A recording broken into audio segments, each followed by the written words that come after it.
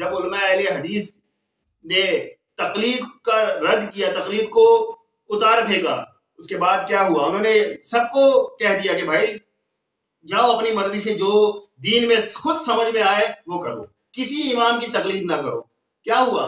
آخر کی ان کی کتابوں پڑھ لیں، صاف لکھا ہوا ہے کہ 25 سال کے تجربے سے ہم نے یہ حاصل کیا کہ جو لوگ جاہل ہو کر اہل علم کی اتباع کا انکار کرتے ہیں وہ گمراہ ہو جاتے ہیں۔ یہ انہوں نے خود لکھے بعد میں، کس وقت؟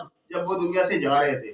لیکن آپ نے بیج تو بو دیا نا، بیج تو بو دیا آپ نے، اب کاٹیں گے، امت مسلمہ کاٹے گی۔ ظاہر سی بات ہے، نبی پاک صلی اللہ علیہ وسلم نے 73 فرقوں کا نام لیا تو 73 بندے تو ہے نا، ویسے نہیں تو ایسے ہی بنیں گے نا، اور کیسے بنیں گے 73 فرقے؟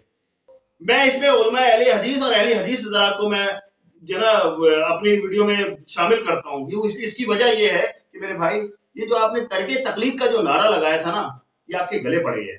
یہ جو ترک تقلید کا نعرہ یہ آپ کو بہت مہنگا پڑا ہے۔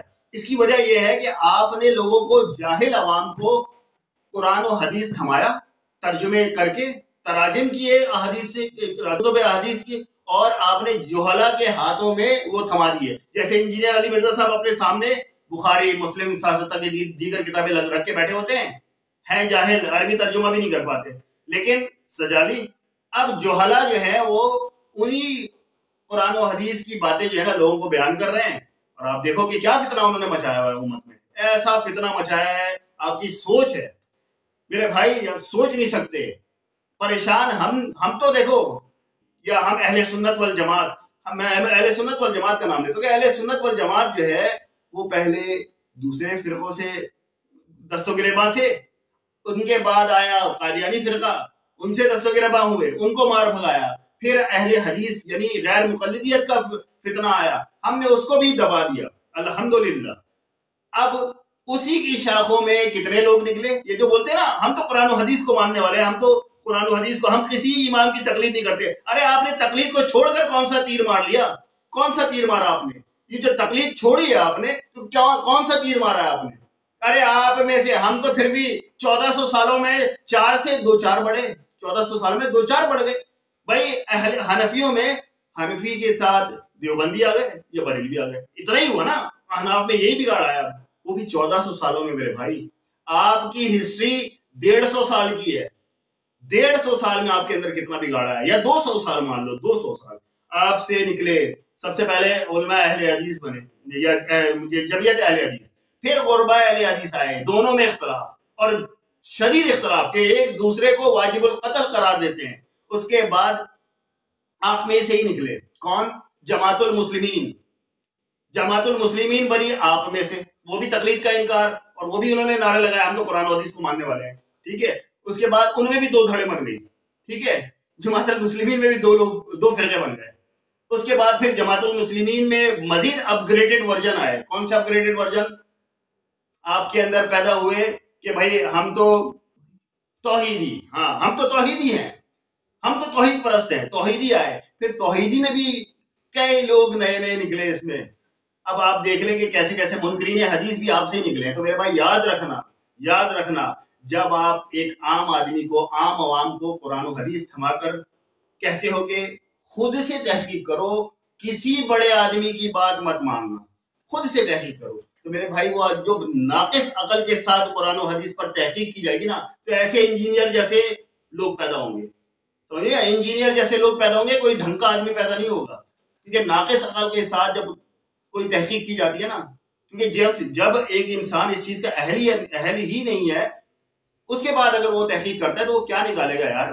مثال کے طور پر ایک پان والے کو آپ جو ہے نا کیمسٹری یا فزکس کا فارمولا پڑھا دو، یا اس کو کیمسٹری کی بک پڑھا دو، دے دو اس کو کہ بتاؤ کہ بھائی یہ کیمسٹری کا فارمولا پڑھ کر بتاؤ، اور اس سے مجھے بتاؤ کہ اخذ کر کے کیا بتاؤ کہ کیا سمجھ میں آ رہا ہے تمہیں، تو وہ کیمسٹری کے فارمولے میں صرف یہی پڑھ پائے گا کہ H2O، H four high, 2 four 2 2، اور O فور اورنج، ٹھیک ہے۔ یہ اس کی تحقیق ہوگی، یہ کیمسٹری کی کتاب کی تحقیق نہیں ہوگی، یہ ایک جاہل آدمی کی تحقیق ہوگی جس کو کیمسٹری کے بارے میں نہیں پتا ہے، لیکن آپ نے اس کو کیمسٹری کی کتاب پڑھا دی بغیر پروفیسر کے، جو ہے نا اس نے اپنی مرضی سے اپنی من پسند تحقیق پیش کی، اور اس پہ جو ہے آپ کو بیان کرنا شروع کر دیا، تو میرے بھائی یہ حال ہوگا۔ بالکل اس طرح سے قرآن و حدیث کا بھی حال آپ لوگوں نے یہی کیا ہے۔ تو میں آپ کو بتا رہا تھا کہ جس طرح سے علماء اہل حدیث نے اس روئے زمین پر فساد کا بیج بویا کہ آپ نے کہا سب کی تقلید چھوڑو، صرف قرآن و حدیث، تو یہ حال ہے میرے بھائی۔ قرآن و حدیث ہر کسی کے بس کا نہیں ہے۔ اگر قرآن و حدیث سمجھنا اتنا ہی آسان ہوتا تو اللہ تعالیٰ نے قرآن کو ڈائریکٹ نازل کر لینا تھا مسلمانوں پہ، انسانوں پہ۔ کیا خیال ہے آپ کا؟ اللہ قرآن ڈائریکٹ نازل کر لیتا، نبی کو بھیجنے کی کیا ضرورت تھی؟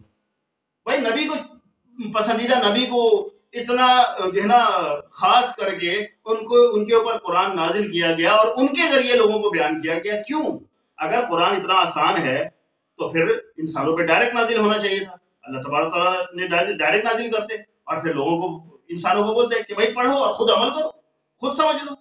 میرے بھائی اتنا اگر آسان ہوتا نا تو یہی کرتے اللہ پاک، لیکن قرآن مجید سمجھنا اتنا آسان نہیں ہے۔ ہاں بعض آیات واضح طور پر ہیں جس میں عقیدہ توحید، عقیدہ رسالت اور باقی عقائد واضح طور پر ہیں، نماز، روزہ، حج، زکوٰۃ، اس طرح کے احکامات واضح ہیں، لیکن بہت سے ایسا احکامات اس میں ہیں جو آپ کی اور ہمارے سمجھ سے بالاتر ہیں، کیونکہ ان میں دو احادیث میں بھی دو احکامات آتے ہیں، قرآن کی بھی دو آیات ملتی ہیں وہ ایک ہی مسئلے پہ، ایک کچھ کہتی ہے دوسری کچھ کہتی ہے۔ جب وہاں پر آئے گی بات تو پھر بھائی عام آدمی کیا کرے گا؟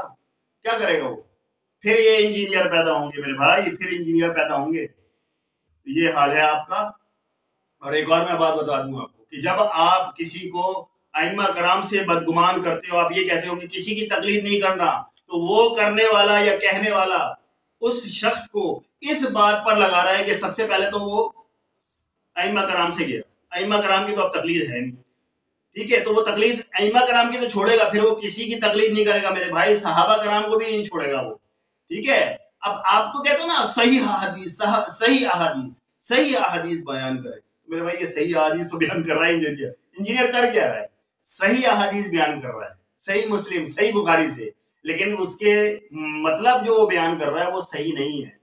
یہی فرق ہے ایک عام آدمی اور میں اور ایک پڑھے لکھے اور عالم میں، صحیح ہے میرے بھائی۔ تو یہ ہے آج۔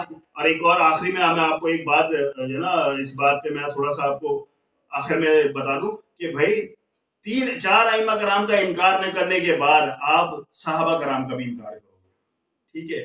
مثال کے طور پر ابھی بہت سے لوگ جو ہیں امیر معاویہ رضی اللہ عنہ پر اعتراض کرنا شروع ہو گئے، دن رات صبح شام میں اپنے فیس بک پہ دیکھتا رہوں، آج اہل سنت والجماعت کے لڑکے لوگ حضرت امیر معاویہ رضی اللہ عنہ کو بری گالیاں دے رہے، بری گالیاں، نعوذ باللہ، حول ولا قوت۔ مجھے شرم آتی ہے۔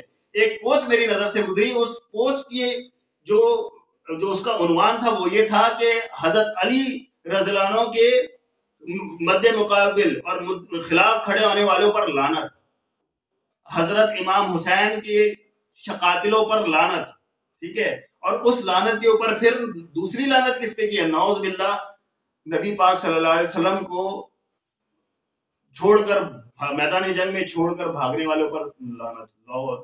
مجھے پڑھتے ہوئے مجھے شرم بھی آ رہی ہے اور افسوس بھی ہو رہا ہے کہ یہ اہل سنت والجماعت کے لوگ ہیں یا پتہ نہیں اس خاص فرقے کے ہیں، مجھے نہیں پتا، یہ تو اللہ ہی جانے کہ یہ اہل سنت والجماعت والے ہیں یا اس خاص فرقے کے ہیں، لیکن ہیں تو۔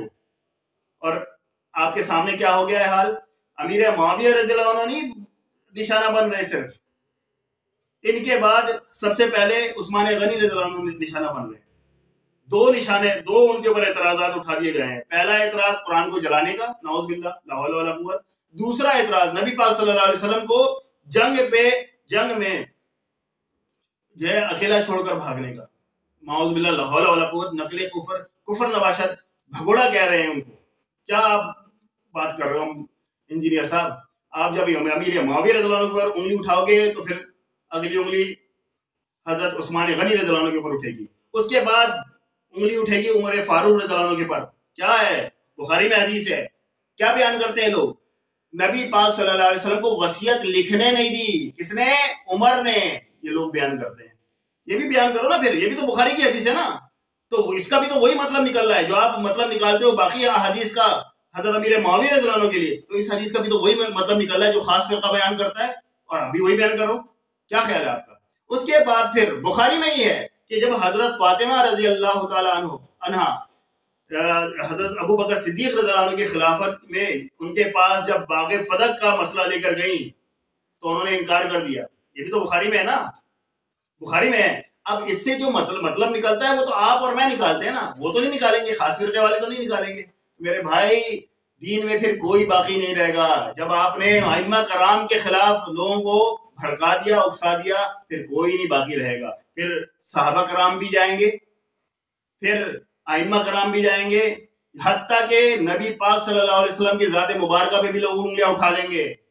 پھر یہ دین بچے گا ہی نہیں, مٹ جائے گا. سمجھے؟ کیونکہ یاد رکھنا, جب کسی کے عیب تلاش کرنا شروع کرو گے تو کوئی ایسی ہستی نہیں ہے اس روئے عرض پر جس کے عیب نہ ڈھونڈے جا سکتے ہوں. کیا نبی پاک صلی اللہ علیہ وسلم کے اوپر لوگوں نے انگلیاں نہیں اٹھائی کہ امی عائشہ رضی اللہ عنہ بہت چھوٹی عمر کی تھی, ان سے شادی کی, یہ اپنے جو ہے نا منہ بولے بیٹے کی بیوی جن کو طلاق دی تھی انہوں نے ان سے شادی کی. کیا مشرکین مکہ نے ان پر اعتراض نہیں کیا؟ میرے بھائی یہ اعتراضات تو ہے نا. تو میرے بھائی جب اعتراض کرنے اٹھو گے ہر شخصیت پر اعتراض ہوگا, ہر شخصیت پر اعتراض ہوگا. اس لیے میں بولتا ہوں کہ ابھی بھی وقت ہے, ابھی بھی تھم جاؤ, سنبھل جاؤ, ابھی بھی وقت ہے. مرنے کے بعد سنبھلنے کا موقع نہیں ملے گا. پھر تو ڈائریکٹ اللہ پاک تم لوگوں کو وہاں لے جائے گا جن کے بارے میں, منافقین کے بارے میں اللہ تبارک تعالیٰ نے فرمایا ہے دوزخ کے سب سے نچلے درجے میں تم کو اٹھا کر پھینکیں گے اللہ تبارک تعالیٰ. یعنی کافروں سے بھی تم بدتر ہو, یعنی کافروں سے بھی نچلے درجے میں جاؤ گے دوزخ کے. تو یار تم لوگ کس کام پہ لگے ہو؟ ابھی بھی وقت ہے, اس نفاق سے نکل جاؤ. یہ جو نبی پاک صلی اللہ علیہ وسلم نے جو اتنی محنت سے صحابہ کرام کو سینچا اور پھر ان کو اس قابل بنایا کہ تناور درخت بن گئے, سب آپ اکھاڑ پھینکو گے اپنے ہاتھوں سے اپنے دین کا بیڑا غرق کر رہے ہو. تو میں ابھی بھی بولتا ہوں کہ ابھی بھی وقت ہے, سنبھل جاؤ. انجینئر صاحب کو بھی بولتا ہوں اور ان کے متبعین کو بھی بولتا ہوں کہ ابھی بھی وقت ہے, انسان کے بچے بن جاؤ. مفتی صاحب بولتے ہیں نا انسان کے بچے بن جاؤ, بالکل صحیح بولتے ہیں, انسان کے بچے بن جاؤ. ورنہ یہ وقت گزر گیا. انجینئر صاحب آپ کا تو برا حال ہونے والا ہے, یہ تو یاد رکھنا. آپ نبی پاک صلی اللہ علیہ وسلم نے فرما دیا کہ جس نے مسلمان بھائیوں کے عیب تلاش کیے اللہ اس کے عیب تلاش کرتا ہے, اور جس کے اللہ عیب تلاش کرے اس کو کہیں کا نہیں چھوڑتا, چاہے وہ اپنے گھر میں ہی کیوں نہ چھپاؤ. میرے بھائی آپ کا تو حشر بہت برا ہونے والا ہے, کیونکہ آپ سب کے عیب تلاش کر رہے ہو, چاہے وہ دیوبندی ہو یا بریلوی ہو, چاہے اہل حدیث ہو, کوئی بھی ہو. تو میرے بھائی اپنی عاقبت کی خیر مناؤ اور انسان کے بچے بن جاؤ. ٹھیک ہے, اب تک کے لیے میں اتنا ہی کہتا ہوں. میرے خیال میں اتنی بات اگر جس کو سمجھ میں آ گئی نا تو مسئلہ حل ہو جائے گا. پھر بھی نہیں سمجھ میں آئی تو ہم تو حاضر ہیں, ہم سمجھاتے رہیں گے, یہ ہمارا فرض ہے. امر بالمعروف و نہی عن المنکر کے تحت کہ اللہ پاک نے ہمیں اس امت کو لوگوں کی ہدایت کے لیے پیدا کیا ہے, لوگوں کے عیب تلاش کرنے کے لیے نہیں, اور ہم لوگوں کی ہدایت کا ذریعہ بن رہے ہیں.